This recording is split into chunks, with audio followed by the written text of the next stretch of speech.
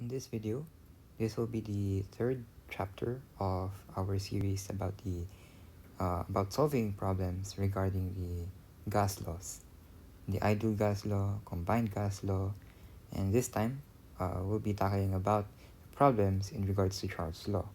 So, for number 3, let's start. We have to calculate the decrease in temperature when 6 liters at 20 degrees Celsius is compressed to 4 liters. So here, for chapter 2, it's understood that we have two conditions, and here we also have two conditions.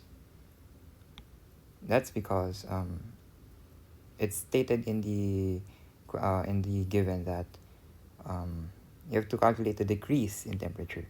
So that means there are two conditions: before the decrease and after the decrease in temperature.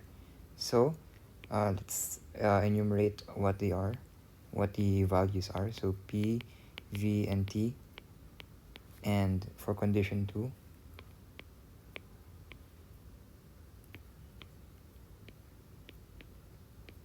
there you go.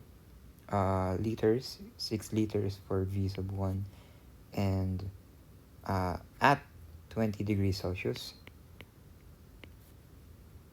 compressed to 4 liters. So we have to calculate the decrease in temperature.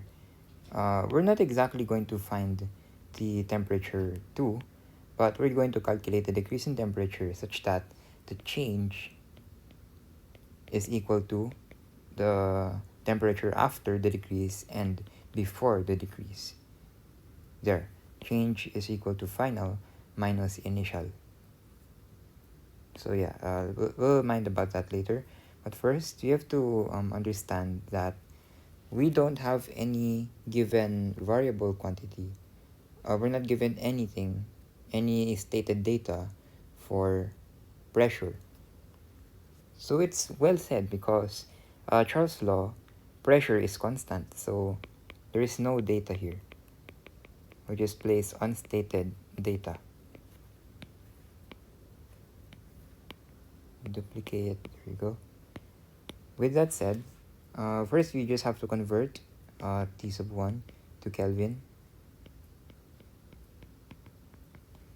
So Kelvin again is equivalent to Celsius plus 273.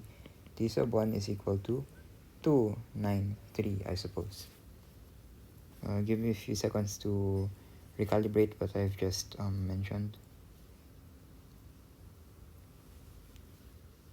Alright, that is correct, 293 Kelvin. Let's move on to making the equation. It's already understood that both conditions are have variables that are in the default units. So let's move on to making the equation. Let's base it upon the combined gas law formula. Oops, there. Sorry for that. Okay. Because pressure has no data, we'll have to disregard that. Therefore, our formula will be this one. Everything that's in the combined gas law formula, excluding the pressure, which is exactly what we have for Charles' law. Alright, so with that said, let's use literal equations technique from algebra. We're trying to find temperature 2. Therefore, we can't directly do the butterfly technique now, but we can substitute the places of the numerator and the denominator. So T sub 1 over V sub 1, T2 over V2. With that, we'll just place V at the top, so T2 is equal to T1 V2 over V1. Right? Let's move it here. Actually, this is already the solution. Here. So just encircle that as our equation. Solution, substitute the values.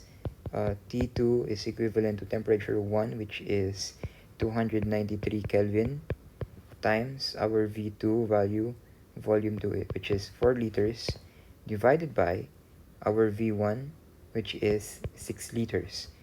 So T2 is equivalent to, please have your scientific calculator with you again. I won't be tired to keep reminding you that you need your scientific calculator. It's really crucial. It's not advisable to compute this mentally. Okay. Anyways, we have 195.33333. Yeah. That's it. This is already rounded off. I think this is a non-terminating decimal, so we just cut it short to just 5 significant units. Therefore, we already acknowledged that this is temperature 2, but this is not what we're trying to find. According to the question, we have to calculate the decrease in temperature, and this is where change is equal to final minus initial comes in handy. So basically, change or the decrease in temperature is equal to T sub 2 minus T sub 1, such that our T sub 2 is 195.53 minus 293K, because T sub 1 is 293. With that, we get negative 97.6666667 Kelvin. I'm not sure if I listed that right. Give me a few seconds. 1, 2, 3, 4, 5, 6, 7 6s and 1 7. Alright. Suppose for a while. 1, 2, 3, 4, 5, 6, 7. Alright, that's correct. Yeah, this is our final answer. This is the decrease in temperature from condition 1 to condition 2. Alright, let's move to number 4. A container containing 5 liters of gas is collected at 100 Kelvin and then allowed to expand to 20 liters. So condition 1 and condition 2 basis. What must the new temperature be in order to maintain the same pressure? Alright, let's enlist PVT. Right, copy, paste.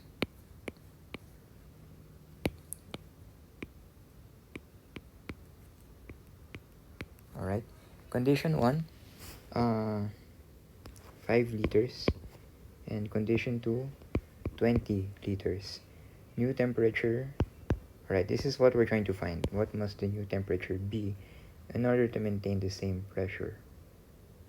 We acknowledge that temperature 1 is 100 Kelvin, but there is no data regarding the values of P1 and P2, pressure 1 and pressure 2.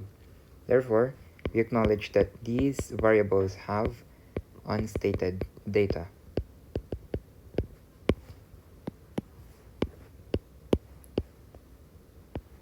With that said, let's try to... We don't have anything to convert anymore because everything, all the variables so far are in their default units. So let's move on to equation, making the equation out of the combined gas law template.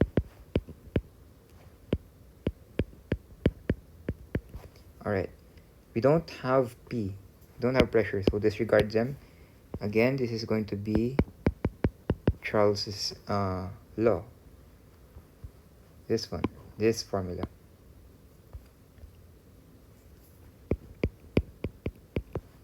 Alright, this is our equation. Let's move to solution. Substitute the values. For V sub 1, I'm so sorry. We still have to apply literal equations to disregard everything. Reciprocate both sides.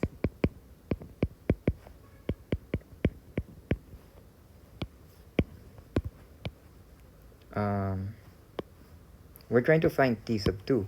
Therefore, butterfly technique. There you go. This is our equation. Move on to the solution. T sub 2 is equivalent to T1, which is 100K, times V2, which is 20 liters, divided by V1, which is 5 liters. With that, place this in the calculator. We get the new temperature is 400 Kelvin. This is the new temperature. Right, let's move to number... Actually, yeah, that's it for Charles's Law. We've managed to solve 2 questions about it. Prepare for the next video. It will all be about Boyle's Law. That's going to be the last video of our series. So yes, thank you for watching. I hope you've understood at least something in this video. Thank you again.